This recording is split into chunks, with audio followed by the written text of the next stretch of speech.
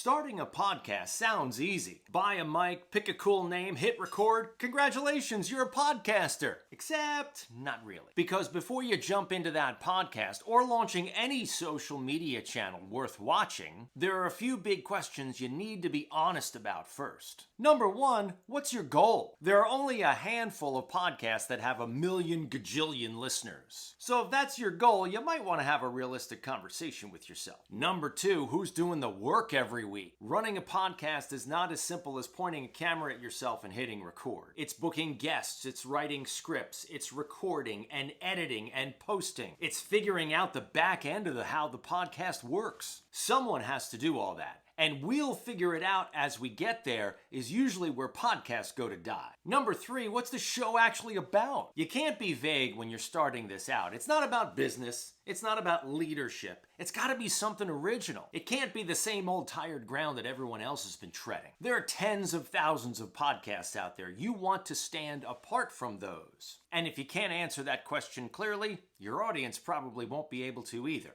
They may listen to an episode or two, but after that, they're gone. Question number four, how often will you post? This goes back to the who owns it and how hard are they working at it question. Because if you don't have someone who's putting in the regular work, your schedule is going to be way off. And consistency is the key to success with any kind of podcast or social media channel. Pick a schedule you can actually keep. Doesn't have to be every day. Once a week, once every other week, once a month. Look, a great monthly show is way better than a podcast that posts and then disappears for 2 months. Question number five, will you have guests? And if so, who? Who are you going to be interviewing and what are they going to say is critical to what your podcast is going to sound like and why people are going to find it interesting. This should not just be a vehicle for your CEO. And in this way, you've got to play reporter. You've got to come up with guests who have something interesting to say, who have a unique take on something in the marketplace or in what you do. Scheduling guests is also chaotic, so be realistic on how much time you're going to be able to put into it